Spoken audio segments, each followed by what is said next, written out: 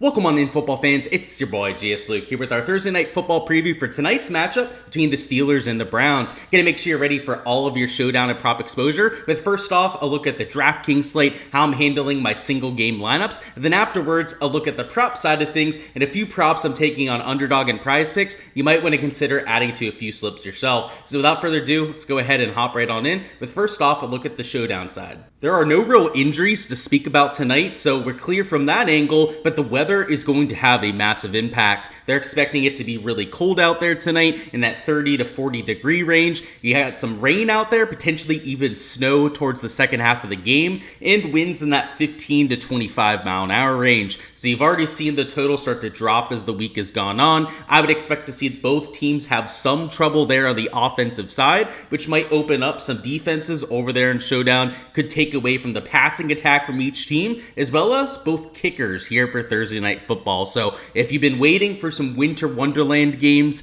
some of these snow games as some would call them, well, you're finally going to get one here for Thursday night football, at least if that weather forecast holds up, and fingers crossed for that, because I love these sort of games. It impacts pretty much every selection that you're going with, and when you have these sort of affairs, there's not really that much shootout risk. You're not going to see these guys scoring like 60, 70 points, probably something closer to 30 or 40 for a total. So that puts extra emphasis on the running backs, the defenses, as we've already mentioned, and takes away from quite a few players as well. So let's go player by player, talk about some of that impact and maybe what you can expect to see this evening. So George Pickens here at $11,000. While he's had a really good stretch over his last 3-4 games, the conditions are not going to be favorable towards him. He's a downfield wide receiver that oftentimes requires big plays to get there.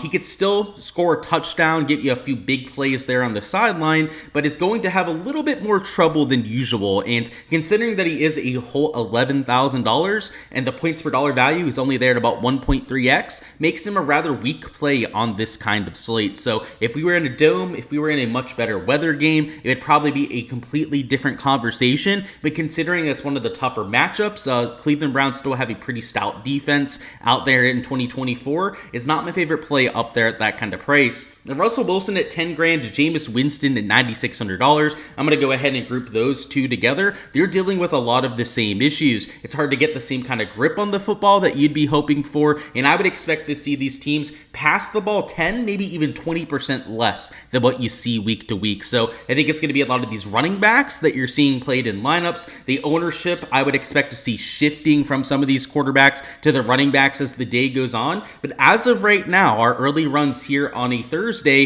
it looks like the quarterbacks are still getting quite a bit of steam. So I've got Russell Wilson at about 61% combined ownership, Jameis Winston at about 52% himself, even George Pickens at a whole $11,000, over 50% combined ownership. And if that's going to hold up until lock, I'll probably be way under the field on all three of these players, which obviously feels a little bit uneasy. It's not the safest play to go out there and fade the top three priced players, but in these kind of conditions, I don't think they project the best. That's already reflected with my projections, and all of them below 1.5x points per dollar. Najee Harris, on the other hand, projects a lot better in terms of efficiency, while some of the passing attack is going to take a tick down with these kind of conditions. Najee Harris actually sets up a little bit better if the weather holds up. So 14.5 points, a 1.6x points per dollar value, though he's carrying some ownership, particularly at captain, where he's there at 16.5%. That's chalk I'm probably going to be eating. Nick Chubb on the other side, he is a little bit more expensive than he probably should be. He hasn't had his full workload since returning from the devastating injury, and probably won't for this entire year. I would expect them to try and ease them back into action, maybe for this entire season, as they've got no chance to go out there and win the AFC North. So the points per dollar projection is really suffering because of that inflated price tag. But in this kind of nasty weather game, if Nick Chubb scores, he could get to that 15 to 16 point threshold, which is kind of what we're looking for at this running back position. A Jerry Jeudy, a David Njoku, on the other hand, are some wide receivers that aren't projecting nearly as well this week because of the conditions at hand. So especially a Jerry Jeudy who relies on having really good juking ability, really good route running to go out there and get open. I don't think that this kind of game sets up well for him at all. While on the other hand, David Njoku has a slightly better go of it. You can see the points per dollar value is a little bit higher here with a David Njoku. Mostly because he's a bigger bodied player. He's not as agile, doesn't rely on having a good grip on the field to go out there and get the job done. This type of wide receiver, a bigger bodied wide receiver, is going to have a little bit of a better go about it. So you can see some of those guys like a Njoku are projecting a little bit better. So you got Tillman here and Elijah Moore here in this mid-tier range. Like if we were playing in a stadium that had a roof where we weren't dealing with these kind of conditions, they got to be all over a Tillman and a Moore, because with the Browns being underdogs tonight, it's about a 4.5 point spread at this point. You're expecting them to pass the ball a little bit more than usual. Guys like Tillman and Moore would usually be great values even at this kind of price, but it's not so much the case when you have conditions like we're forecasting. Jaylen Warren could get some extra touches out there for the Steelers, especially if they're playing from ahead. The Steelers defense, if you're going with the Steelers-led lineup, you guys know I'm a Steeler fan, but even bias aside, they are the favorites for tonight. So I don't think it's crazy to go out there and want to play them. You've also got guys like a Chris Boswell, a Dustin Hopkins, who I think you could use them here for Thursday Night Football, but because of the turf conditions, I don't think they're going to have the best go of it. You've started to see guys like Boswell go from like minus 200 for his 1.5 field goal line to closer to like minus 165 to minus 170. So you've already started to see that bias start to come in. Jerome Ford, if the Browns happen to get ahead, he's been getting touches for them because they're not going full bore with Nick Chubb quite yet. Unfortunately, he is on the side that is the underdog, so not sure he's going to get a bunch of usage. You can still play a Browns defense, even if the Steelers were to go out there and win. If they end up scoring a defensive touchdown, end up getting a couple fumbles because of the slick football, that could be how they get there themselves. Just like I like David Njoku a little bit more, I think a Pat Freiermuth makes sense because he's a little bit more of that possession, big-bodied wide receiver. Doesn't need the perfect turf conditions to go out there and get open. A Mike Williams, a Van Jefferson, just like some of the other second, third stringers out there for the Browns, not my favorite play on this kind of slate. And you can see their points per dollar value is among the worst on the entire slate. Darnell Washington, though, so backup tight end for Pittsburgh, could be in play. He's been playing a lot more snaps recently, actually even eating into Freiermuth's snap share. Calvin Austin, he's a returner, more of an agile wide receiver, so I wouldn't be counting on him with these tough conditions. You've got Jordan Atkins, so he's the backup over there for Cleveland. Just like Darnell Washington, he's at least playing quite a few snaps, but he's a backup tight end, so you're not going to use him out there in like a high dollar single entry, that kind of thing. Just doesn't have that reliable snap share you'd be hoping for. Cordarrelle Patterson, he kind of gets slept on for the Steelers as he's their gadget running back, but he sees a lot more snaps than most of your casual NFL fans probably realize, closer to like 15-20%, and he's returning from injury and a lot healthier now. So I would expect him, with the kind of snow that we might see, that he'll probably get a few more touches this week because of that.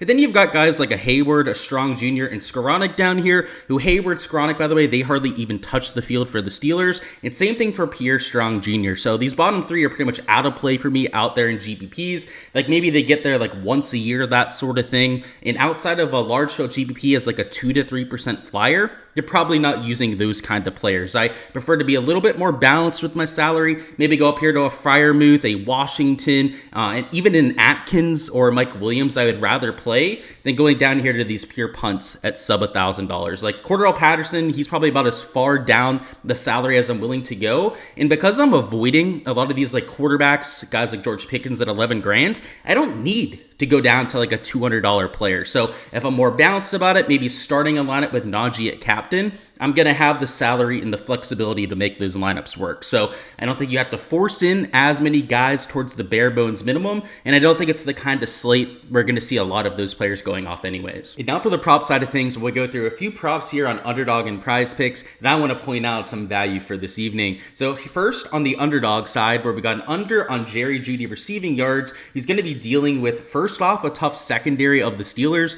but also sub-ideal conditions. Just like you have for some of the shiftier wide receivers on Cleveland, a lot of times they depend on having good route running, having the ability to change direction quickly to go out there and generate their separation. Jerry Jeudy definitely qualifies as that kind of player. He's not that big-bodied wide receiver that you expect to maybe go out there and high point the football on this sort of game. I think outside of 1-2 catches that'll probably take for like 10-15 yards, he's going to really struggle to get you that big play production. So the last few weeks have been very favorable for Jeudy. He's had some of his best production in the last 2-3 years here in the NFL. So that's the real reason why you're getting such an inflated line here. But considering he's at like 46.5 in other books, so already a lower projection there, and he's got maybe the toughest defense to go against in all the NFL and conditions that are far from ideal, that's why I'm taking that sort of under. And on the other side of things, we've got this over on TJ Watt sacks, who I'm almost always taking this over on sacks on TJ Watt when he's going against a quarterback that is not very mobile, when they don't have that kind of speed to get away from an elite pass rusher like him, and especially against an offensive line that's leaving a little bit to be desired here in 2024. I really like that for a TJ Watt. Now, they're going to have to pass the ball enough for him to have enough opportunities to go out there and get a sack, but if there's somebody that I'll take a shot on in this sort of game, it would be TJ Watt of all people. So he's like -165 to record a sack on DraftKings. I think I may have actually got up to like 175 on sites like FanDuel, other sites where you can bet on him to get at least half a sack. He's at like -175 to -200 even on a few of those other sites. So even with this 0.92x multiplier, I'll take him for the over, as the overall payout between these two is 2.76x. So definitely something that I'll take in terms of a payout. And it makes sense from the game script as well. If you're going to go out there and going to have this nasty weather game, maybe somebody like Jameis has to hold the ball a little bit longer than he wants to as his receivers are trying to get open. And it's also working against Jerry Jeudy as well with that route running. And then over here on Prize Picks, we also have two other props went out there and entered. So first off is going to be this over on Jameis Winston interceptions, which is a goblin over here on Prize Picks. So this is only going to give you a 2.5x payout, but Jameis Winston is -200 or more to throw a pick tonight. So he's got a really good chance to go out there and do so.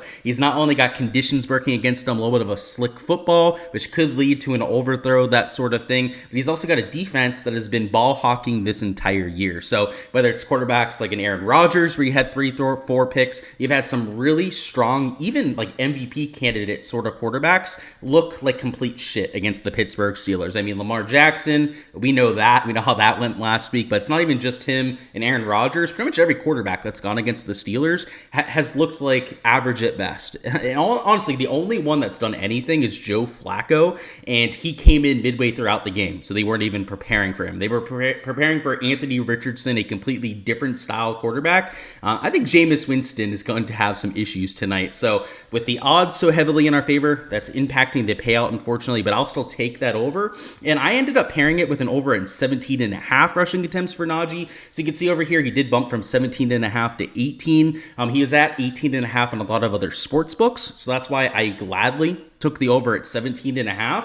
But if you wanted to take a Najee prop, you could still take him at 18. I don't think it's as good a value though. Or this over on rushing yards. So if you wanted to avoid that, he's at 72.5 on most books. So this is a very fair projection compared to where he is around the industry. And he's even like -120 to -130 for the over on certain sports books at this number. So I don't think it's the worst lean either. So whether you're taking the rushing yards, the rushing attempts, the same kind of idea holds. The Steelers are favorites. The Steelers have a very nasty weather game. I expect them to run the ball a ton this evening. And if they're going to be controlling the game script playing from ahead, well, that's just going to give them even more usage to rely on. So there's a little bit of correlation between these two, even more so than that first slip that we were taking. As, of course, if Jameis is throwing picks, it's going to give the Steelers a better chance to be playing from ahead. And if they are playing from ahead, that's going to give Najee Harris more run at the running back position. So those are two slips that I went out there and took on either site. Of course, guys, for all the different analysis I'm going with, make sure to check out the Patreon page for all of that.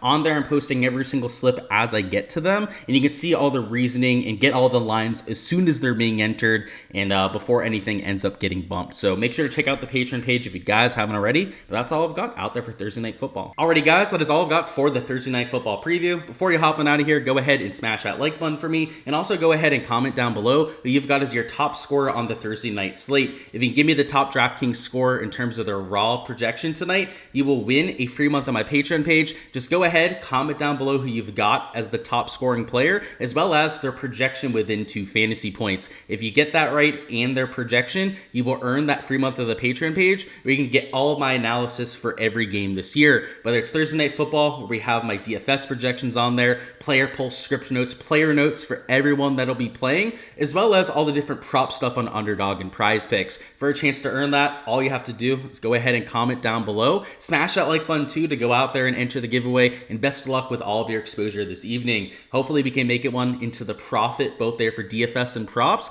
and hopefully the Steelers go out there and get me a dub as well. So hopefully it treats you guys nicely out there as well, and best of luck out there tonight.